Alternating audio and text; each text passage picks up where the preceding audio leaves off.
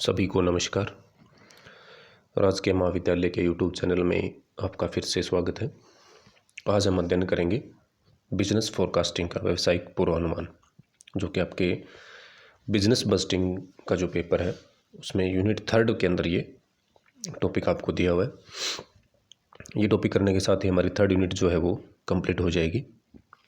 व्यावसायिक पूर्वानुमान एक तरह से क्या होता है कि जैसे पीछे की कुछ घटनाएं होती है, भूतकालिक घटनाएं जो पीछे हुई है बिजनेस के अंदर, उसके आधार पर ये फाइनल किया जाता है कि आने वाले टाइम में क्या ये चीज़ें रिपीट होंगी, क्या इनमें कुछ चेंजेस होंगे। एक तो होता है सीधा अनुमान लगाना कि पीछे की घटनाओं के आधार पर हमने भविष्यवाणी कर दी। इसको हम व्यावसायिक पूर्वानुमान नहीं कह सकते, क्योंकि जो बिजनेस फोरकास्टिंग होती है वो कुछ तथ्य पे, कुछ आंकड़ों पे, कुछ सिद्धांतों के ऊपर आधारित होती है। तो इसके अंदर हम क्या करते हैं, पीछे की घटनाओं के आधार पर पूर्वानुमान तो लगाते हैं, लेकिन साथ में हमें ये भी ध्यान रखना होता है कि जो हम अनुमान कर रहे हैं उसका कोई बेस होना चाहिए हमारे पास। यानी कि हमें उनका सांख्यिकी विश्लेषण करना होता है, स्टैटिकल एनालिसिस करना होता है। हमें कुछ मैथमेटिकल, कुछ स्टैटिकल टूल्स लगा के उसके आधार पे हम क्या करते हैं, एक भावी संभावना व्यक्त करते हैं। यानी पीछे की घटनाएं देखी, उनके समांक हमने लिए, आंकड़े लिए, उन पे कुछ स्टैटिकल हमने हमारे प्रिंसिपल्स लगाए, उसके आधार पे हमने क्या की, भविष्यवाणी की। तो ये चीज़ क्या कहलाती है, आपकी व्यावसायिक पूर्वानुमान कहलाती है। यानी पूर्वानुमान क्या होता है, एक तरह से भविष्य की स्थिति के अनुमान लगाने से ज़्यादा कुछ नहीं है। जैसे कि फॉर एग्जाम्पल, जैसे नाविक होता है, कोई नाव चलाता है, तो वो क्या करता है कि आकाश में बादलों को देखकर मौसम का अनुमान लगा लेता है कि हाँ इस टाइम में मौसम ऐसा रहेगा तो हमें इस रास्ते पे चलना है। तो इसी हिसाब से ये क्या करते हैं कि जो बिजनेस फोरकास्टिंग होती है वो स्टैटिकल टूल के माध्यम से पीछे के डेटा के आधार पे एक अनुमान, सर्वोत्तम अनुमान व्यक्त करते हैं। तो आज के लेक्चर में हम इसी का अध्ययन करेंगे। हम इसमें ये जो आपके टॉपिक है वो कुल 3 पार्ट में डिवाइड करके हम इसको अध्ययन करेंगे। ये बड़ा टॉपिक है। इसमें पहले के अंदर हम इसका जैसे अर्थ, विशेषताएं, महत्व है, इसके उद्देश्य, फिर बजट में और इसमें अनुमान में अंतर क्या होता है, ये इन साधारण बातों का अध्ययन करेंगे। दूसरे जो इसका पार्ट है उसके अंदर हम इसके सिद्धांत का, इसके प्रिंसिपल्स क्या हैं उनका अध्ययन करेंगे।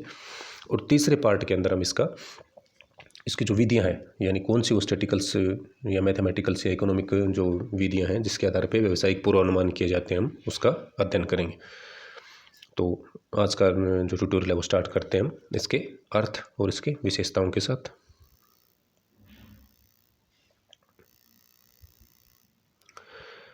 यहाँ पे इसका जो अर्थ बताया गया, यानी भूतकालिक और वर्तमान आर्थिक परिस्थितियों के सांख्यिकी विश्लेषण के आधार पर संभावित भावी व्यावसायिक स्थितियों का सर्वोत्तम अनुमान लगाने की विधि को क्या कहा जाता है, व्यावसायिक पूर्वानुमान कहा जाता है। अब आपको इसकी विशेषताएं बताई गई है। विशेषताओं में पहली इसकी है कि किससे संबंधित होता है, भविष्य से। हम किसके बेस पे कैलकुलेशन करते हैं, पास्ट के बेस पे, और किसके लिए, फ्यूचर से। तो फर्स्ट बात तो क्या हुई है, किससे संबंधित है, फ्यूचर से संबंधित है। दूसरी विशेषता इसकी भूतकालिक और वर्तमान परिस्थितियों पर आधारित होता है। तीसरी इसकी विशेषता है व्यावसायिक पूर्वानुमान में काल श्रेणी के ऐतिहासिक एवं वर्तमान आर्थिक स्थितियों के विश्लेषण का विशेष महत्व होता है। ये क्या करते हैं, पीछे की जो चीज़ें उसके आधार पर स्टैटिकल टूल्स के माध्यम से विश्लेषण इसका किया जाता है। चौथी विशेषता इसकी है व्यावसायिक पूर्वानुमान में सांख्यिकी एवं गणितीय विधियों का प्रयोग किया जाता है। हम सिर्फ सीधा अनुमान नहीं लगा सकते, हम कोई जुआ नहीं खेल रहे कि हाँ पीछे वाली बार आप ये टीम जीती थी तो अब की बार ये टीम जीतेगी, नहीं। उसके बेस होना चाहिए, आपके पास सिद्धांत होने चाहिए स्टैटिकल के। हाँ इसके बेस पे हमने जब ये पीछे वाले आंकड़ों के ऊपर ये मेथड से लगाए तो इसका ये आउटपुट आया, तो अब की बार अगर ये आंकड़े रहते हैं तो ये आउटपुट आने की संभावना है। नेक्स्ट इसकी जो विशेषता है वो है व्यावसायिक पूर्वानुमान पूर्व में जो आपके निर्धारित उद्देश्यों को ध्यान में रखकर ही अनुमान लगाया जाता है। पीछे वाले उद्देश्य हम ध्यान में रखते हैं। नेक्स्ट इसकी विशेषता है कि व्यावसायिक पूर्वानुमान केवल अनुमान होने की अपेक्षा से अधिक निश्चितता की घटने की सिर्फ संभावित प्रवृत्ति रखते हैं। यानी ये गारंटी नहीं है कि चीज़ होगी, एक संभावना व्यक्त करते हैं। मैक्सिमम सर्वोत्तम स्थितियाँ अगर रहती है, अनुकूल स्थितियाँ रहती है, तो सर्वोत्तम अनुमान ये है। तो ये होता है कि एक अनुमान से होते हैं उसकी अपेक्षा थोड़ा गारंटी देते हैं हमें कि निश्चितता होगी, सिर्फ केवल मात्र अनुमान नहीं होते, क्योंकि ये किस पे बेस होते हैं, मैथमेटिकल और स्टैटिकल टूल के ऊपर आपके बेस होते हैं। नेक्स्ट जो इसकी विशेषता है वो है आपकी भविष्य में घटित हो सकने वाली अप्रत्याशित घटनाओं को ध्यान में रखकर भावी जोखिम को नियंत्रण करने के उद्देश्य से बनाए जाते हैं। क्यों लगाए जाते हैं, व्यवसाय का अनुमान क्यों लगाएंगे, क्योंकि हम चाहते हैं कि हमें एक आंकड़ा हमारे पास हो कि हाँ पिछले वाले साल में इन चीज़ों के कारण ये रिजल्ट्स आए थे, तो हमें अब की बार ये चीज़ें करनी है जिनसे ये रिजल्ट आएंगे, ताकि हमारी क्या हो, रिस्क क्या हो जाए, कम हो, रिस्क कंट्रोल रहे। व्यावसायिक पूर्वानुमान इस मान्यता पर आधारित होते हैं कि भूतकालिक, वर्तमान और भावी आर्थिक घटनाओं का एक निश्चित क्रम में घटित होती है। हालांकि इसके सिद्धांत के अंदर भी होगा, इसके अलग अलग सिद्धांत आएंगे जिसमें हम समझेंगे कि क्रिया प्रतिक्रिया का सिद्धांत, टाइम लैग थ्योरी, उसमें ये चीज़ें बताई गई हैं आपको कि बिजनेस के अंदर क्या होता है, ये इस मान्यता पर आधारित होकर चलता है कि घटनाएं क्या होती है, रिपीट होती है, यानी तेजी आएगी, फिर मंदी आएगी, फिर वापस उसको ठीक करने की तेजी आएगी। तो ये चीज़ें क्या है, लगातार चलती रहती हैं। तो ये क्या चीज़ में बताता है कि घटनाएं निश्चित क्रम में घटित होंगी, ये इस चीज़ के ऊपर खुद को लेके चलता है। अगले जो इसकी विशेषता है वो है व्यावसायिक पूर्वानुमान संभावित भावी व्यावसायिक स्थितियों का सर्वोत्तम अनुमान लगाने की क्या है, एक विधि है। ये क्या करता है, पीछे की घटनाओं के आधार पर व्यावसायिक स्थितियों को देखते हुए सर्वोत्तम अनुमान लगाया जाता है किसका, भावी घटनाओं का। अब बात करते हैं इसके उद्देश्यों की। उद्देश्यों के अंदर जो है वो आपका जो इसकी विशेषताएं है वही एक तरह से इसके क्या है, नियर अबाउट वही उद्देश्य इसके होंगे। इसका मूल उद्देश्य क्या होता है कि ये निर्धारित करना कि भविष्य में क्या होने वाला है, पिछली वाली घटनाओं के आधार पे भविष्य में क्या होने की संभावना है। तो इसका मुख्य उद्देश्य क्या है कि बिजनेस के रिस्क को कम करता है और पीछे की घटनाओं के आधार पर क्या करता है, अनुमान व्यक्त करता है। पूर्वानुमान इस मान्यता पर आधारित है कि अधिकतर भूतकालिक, वर्तमान एवं भविष्य की आर्थिक घटनाओं की एक प्रकार की क्या होती है, निरंतरता होती है, और वह एक दूसरे को क्या करते हैं, रिपीट करते हैं। कुछ पॉइंट्स में इसके आपको उद्देश्य समझाए गए हैं, वो आप देख लीजिए। व्यावसायिक पूर्वानुमान का प्रमुख उद्देश्य प्रबंधकों को भविष्य में घटित होने वाली भावी घटनाओं की पूर्व जानकारी देना है, जो आपको विशेषताओं में बता दिया गया। व्यावसायिक अर्थशास्त्रियों की भावी घटनाओं की संभावना परिस्थितियों का पूर्वानुमान करवाते हैं, दूसरा उद्देश्य। तीसरा उद्देश्य इसका है सफल वैज्ञानिक पूर्वानुमान के द्वारा सहायता करना। चौथा है भावी नीति निर्धारण हेतु आधार प्रस्तुत करना। जब हमें पीछे की घटनाओं का हमें पता चल गया और इसे आइडिया लग रहा है कि ये होगा, तो हम क्या कर सकते हैं, कि नीति बना सकते हैं अपने लिए। तो इसका उद्देश्य क्या होता है, भावी नीति का निर्धारण करना। पांचवा जो इसका उद्देश्य है वो है प्रबंधकों को भूतकालिक एवं वर्तमान तथ्यों की पुनरावृत्ति का क्रम बतलाना। यानी जो प्रबंधक वर्ग है उनको ये क्या करते हैं, पीछे की घटनाओं के आधार पर ये बताते हैं कि जो ट्रेंड चल रहा है बिजनेस का, उसके अंदर क्या क्रम रहेगा, यानी अब किस चीज़ की आने की संभावना है। पीछे वाले आंकड़ों को देखते हुए क्या मार्केट अपवर्ड रहेगा, क्या डाउनवर्ड रहेगा, क्या हमारा प्रोडक्ट सेल होगा, क्या हमें कौन सा प्रोडक्ट बनाना चाहिए, वर्तमान में डिमांड कौन सी चल रही है। तो ये इसकी जानकारी देते हैं किसको, प्रबंधक वर्ग को। नेक्स्ट जो इसका उद्देश्य है वो है भविष्य में वास्तविक समंकों की पूर्वानुमान से तुलना करके अंतर या विभ्रम का संभाव सिद्धांत के अनुसार स्पष्टीकरण देना।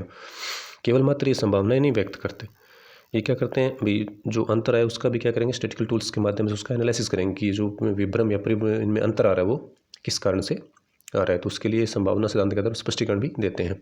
तो इसका विभ्रम का पता लगाने के लिए भी क्या किया जाता है, बिजनेस फोरकास्टिंग का बनाया जाता है।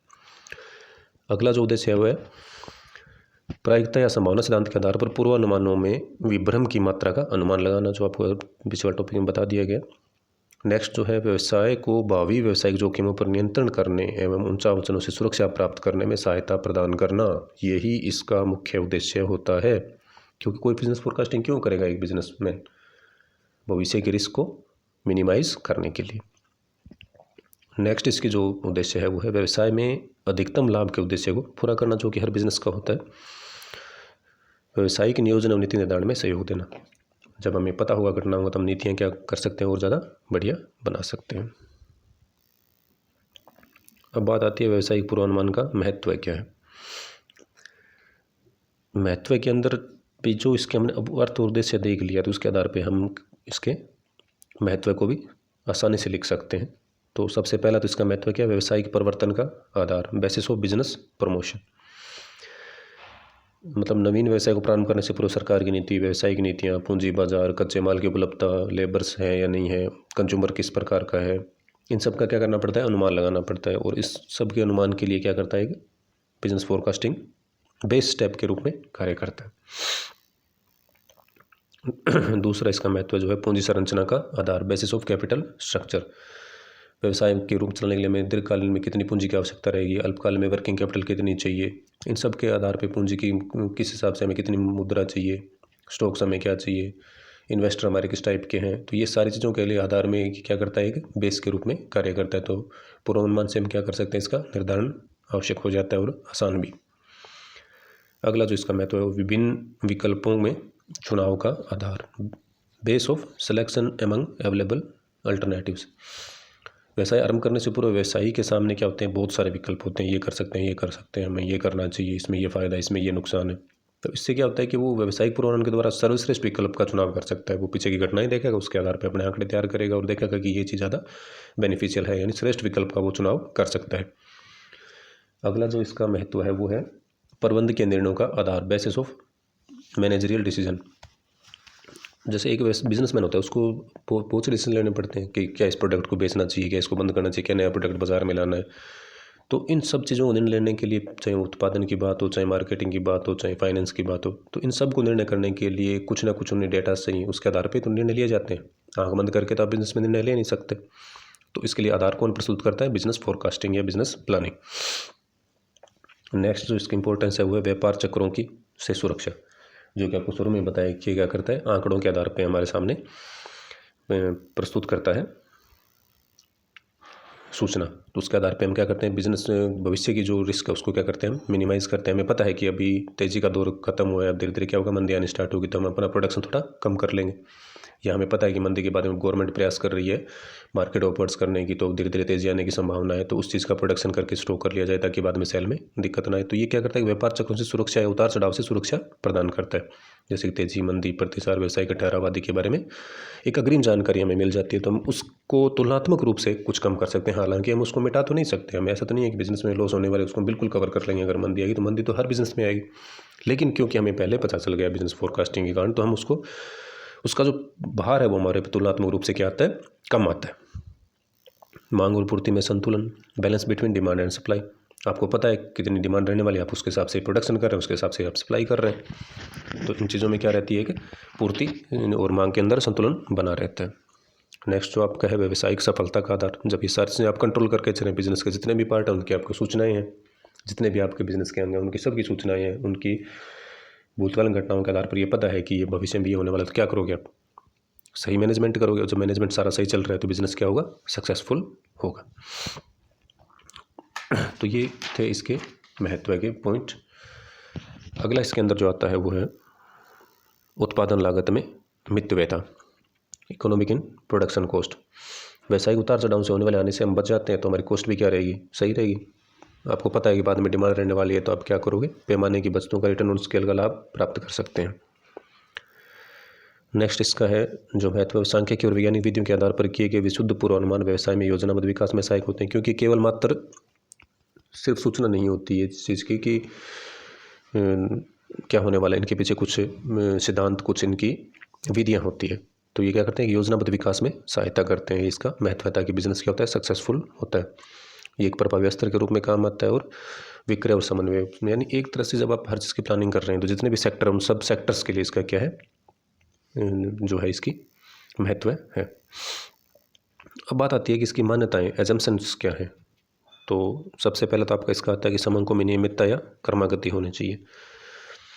यानी आप जो सूचनाएं प्राप्त कर रहे हैं वो क्या होने चाहिए, निरंतरता के क्रम में और नियमितता होनी चाहिए। ऐसे नहीं कि आपने एक समंक तो ले लिया 1947 का, एक ले लिया 2019 का, उसके आधार पर आपने प्लानिंग कर दी 2020 की। नहीं, जब आप पीछे के आंकड़े ले रहे हैं तो लगातार 4-5 साल के, 7 साल के लगातार लीजिए ना, जिसके आधार पर आप कह सकते हैं नेक्स्ट ईयर ये रहने वाला है।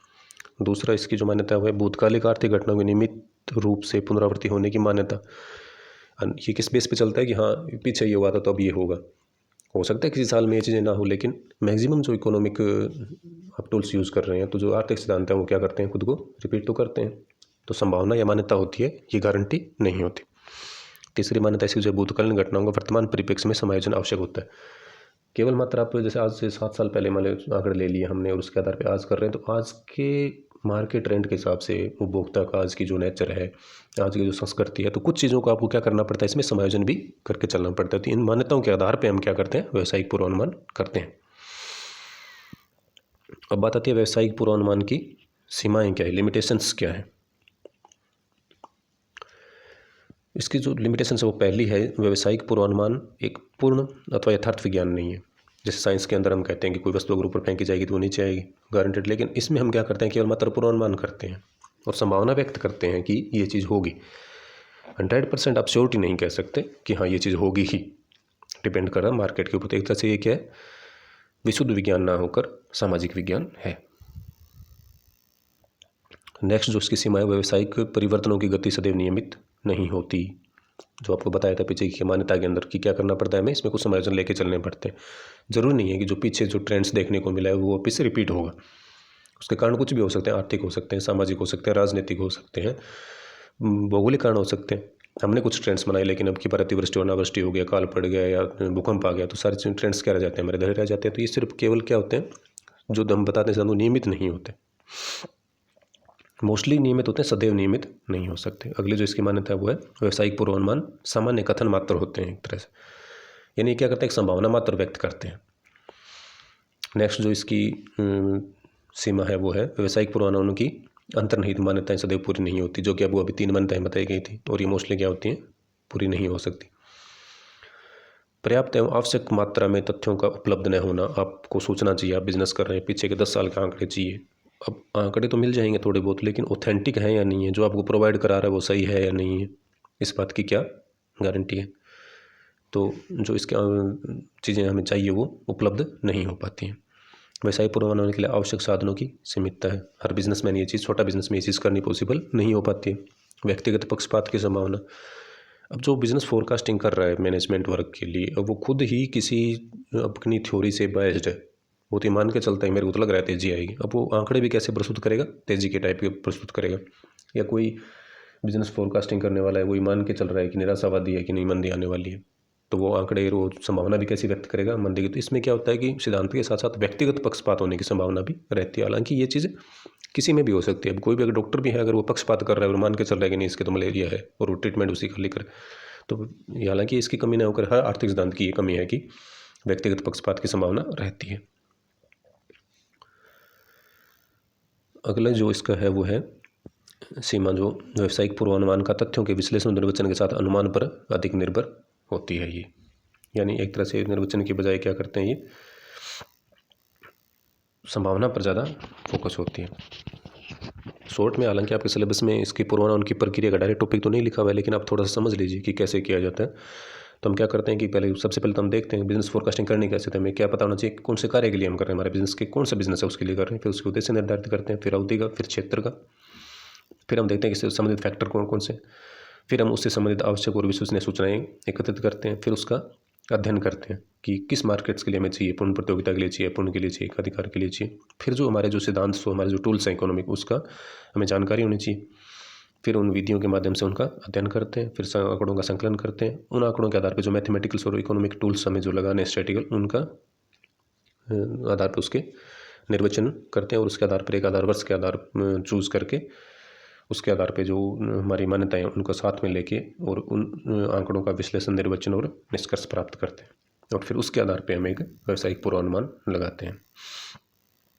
यानी एक तरह से क्या होता है कि सबसे पहले क्या करते हो आपको पता होना चाहिए कि आप किसके लिए कर रहे हैं, स्टेप्स क्या हो, उस बिज़नेस का पता हो। फिर हम उसके लिए क्या करेंगे, उसके उद्देश्य निर्धारित करेंगे कि हमें ये चीज़ करनी है, फिर उसके पीछे के आंकड़े एकत्रित करेंगे, फिर उस पर स्टैटिकल मैथमेटिकल टूल लगाते हुए उसका निर्वचन करेंगे और उसके आधार पर इंटरप्रिटेशन देंगे। इसके लिए हम साथ में समायोजन क्या करना है, मान्यताएं लेके चलनी है हमें, और उस बिज़नेस के अंदर क्या क्या चेंजेस हो सकते हैं और वर्तमान परिप्रेक्ष्य में उसमें क्या चेंजेस की आवश्यकता है, उनको भी साथ में लेते हुए चलते हैं। अब बात आती है कि एसेंशियल क्या है बिजनेस फोरकास्टिंग, व्यावसायिक पूर्वानुमान के आवश्यक गुण क्या हैं।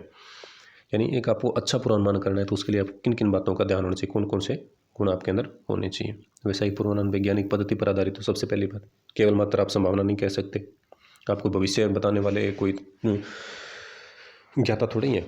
आप कौन सी विधियां हैं, किस आधार पर आप ये बात करें, उनके आधार पर होना चाहिए आपका, तभी एक अच्छा पूर्वानुमान आप दे पाएंगे।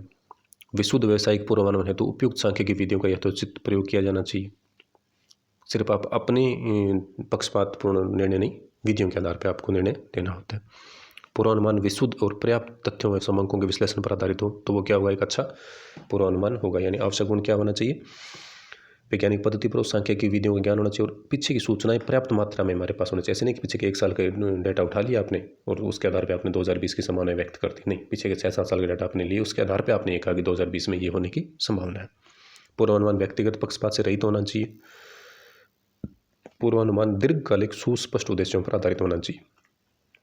पूर्वानुमान मितव्ययपूर्ण होना चाहिए। ऐसा भी ना हो कि आप इतना महंगा कर दो उसकी डाटा कलेक्शन के अंदर, इंटरप्रिटेशन में और निर्णय देने में कि वो बहुत ज़्यादा महंगा हो। तो मितव्ययी होना चाहिए। पूर्वानुमान सरल स्पष्ट होना चाहिए, जो आसानी से हर किसी के समझ में आ सके। लोचशीलता होनी चाहिए ताकि आवश्यकता पड़ने पर उसको बदला जा सके। पूर्वानुमान पर्याप्त और निश्चितता के आधार पर होना चाहिए। पूर्वानुमान पर्याप्त शुद्धता और विश्वसनीयता पर क्या हो, आधारित होती है। सारे गुण लेते हुए हमें क्या करना होता है, पूर्वानुमान करना होता है, तो एक अच्छा पूर्वानुमान हम दे पाते हैं। अब बात आती है कि बजट और पूर्वानुमान में अंतर क्या है। बजट में भी क्या करते हैं, आगे आने वाली संभावनाओं के लिए आय और व्यय का ब्यौरा देते हैं। तो इन दोनों में अंतर क्या है। बजट प्रबंध के उद्देश्य के लिए प्राप्ति का एक साधन होता है, जबकि पूर्वानुमान बजट निर्माण के लिए प्रबंध का एक अंतर होता है। बजट स्वयं भावी निश्चित अवधि के लिए एक वित्तीय पूर्वानुमान है, जबकि पूर्वानुमान एक प्रकार से एक अनुमान है जो सही हो भी सकते हैं और नहीं। जबकि बजट में क्या होता है, हमें बताते हैं कि हमें ये चीज़ें करनी होती है, लगभग वही होते हैं। बजट पूर्वानुमान पर आधारित होता है, पूर्वानुमान जो है वो बजट पर आधारित नहीं होता है। ये क्या करता है, पीछे के समझ और उसके ऊपर बेस होता है। बजट एक व्यावसायिक प्रक्रिया है, पूर्वानुमान प्रबंधकों के लिए एक मानसिक प्रक्रिया है। इसके अंदर हम क्या करते हैं, पता करते हैं कि क्या होने वाला है। बजट की सफलता सुदृढ़ पूर्वानुमान पर निर्भर करती है, जबकि पूर्वानुमान की सफलता सांख्यिकी और वैज्ञानिक विधियां जो आप यूज़ कर रहे हैं उसके विश्लेषण के ऊपर और उसका कितना नॉलेज है उसको जो बिजनेस फोरकास्टिंग कर रहा है उस पर डिपेंड करती है। बजट का संबंध भावी निश्चित अवधि से होता है। पूर्वानुमान भूत, वर्तमान और भविष्य तीनों को साथ में लेके चलता है। हालांकि बजट में भी कुछ हद तक ये चीज़ें लेके चली जाती हैं। बजट पूर्वानुमान के बाद की प्रक्रिया, जबकि पूर्वानुमान बजट से पूर्व की प्रक्रिया है। तो ये सारे बजट में और इसमें डिफरेंस आपको बताया गया है, जो आप देख लें। अब बात आती है कि व्यावसायिक पूर्वानुमान के प्रकार क्या क्या हैं, टाइप्स क्या क्या हैं। तो जितने बिजनेस हैं उनके लिए उतने फोरकास्टिंग की जा सकती है। तो ऐसे फिक्स हम नहीं कह सकते कितने प्रकार है, लेकिन मोटे मोटे कौन से प्रकार हो सकते हैं। तो विक्रय एवं मांग पूर्वानुमान, sale and demand forecasting. Main target क्या होता है किसी बिजनेस का, मैक्सिमम सेल करके मैक्सिमम प्रॉफिट कमाना। तो व्यवसाय का उद्देश्य सीमा संबंध विक्रय से होता है और विक्रय का मांग से। अतः प्रत्येक व्यवसाय की उस वस्तु की बाजार मांग में सांख्यिकी विधियों से प्राप्त सूचनाओं के आधार पर पूर्वानुमान लगाया जाता है कि एक निश्चित अवधि के लिए मूल्य पर विभिन्न उपभोक्ता वस्तुओं की कितनी डिमांड करेंगे, उसके आधार पर हमें कितना व्यवसाय में सेल करना है। दूसरा पूर्वानुमान उत्पादन का पूर्वानुमान, प्रोडक्शन का। तो एक बिजनेसमैन चाहता है कि पीछे वाले सेल्स के आधार पर हम देख लेंगे कि हमें कितना स्टॉक चाहिए, कितना हमें प्रोडक्शन चाहिए, साल में हम कितना सेल कर पाएंगे, उसके आधार पर हमें श्रम की, कच्चे माल की, इन चीज़ों की व्यवस्था कर लेते हैं। तो उसको उत्पादन पूर्वानुमान कहा जाता है।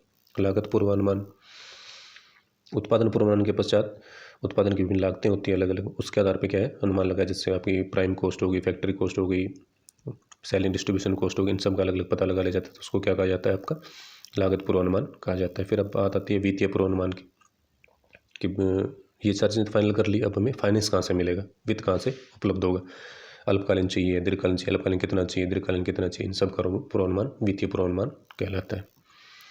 फिर आपका आता है लाभ पूर्वानुमान। लाभ पूर्वानुमान के अंदर हम क्या करते हैं कि विक्रय का हमने देख लिया, उत्पादन का देख लिया, डिमांड का देख लिया, लागत का देख लिया, फाइनेंस का देख लिया। इनके आधार पे हम क्या करते हैं कि अगर ये सारी चीज़ें सही रहती है और पीछे वाले साल के आंकड़ों के आधार पे इतना तो हमें प्रॉफिट मिल ही जाएगा, इतना प्रॉफिट हमें कमाना ही है, या हमें कितनी इच्छित न्यूनतम प्रत्याय दर यानी हमें अर्निंग कितनी करनी है, तो उसको ध्यान में रखे उसके आधार पर क्या किया जाता है, उसका रेट्स वगैरह फाइनल कर ली जाती है। तो ये क्या है, इसके वित्तीय जो आपके बिजनेस फोरकास्टिंग है उसके टाइप्स हैं। हालांकि ये कोई फाइनल नहीं है, इसके अलावा भी आप ऐड कर सकते हैं। कुछ बिजनेस ऐसे होते हैं जिसमें अलग अलग यूनिट, किसी भी बिजनेस से यूनिट से संबंधित आप उसके लिए कुछ अनुमान कर रहे हैं, तो वो उसका वित्तीय पूर्वानुमान का प्रकार हो जाएगा। आज के लेक्चर में इतना ही होगा। नेक्स्ट लेक्चर में हम इसके देखेंगे कि इसके सिद्धांत क्या क्या है, और अगले लेक्चर में अध्ययन करेंगे कि व्यावसायिक पूर्वानुमान की विधियाँ कौन कौन सी हैं। Thank you.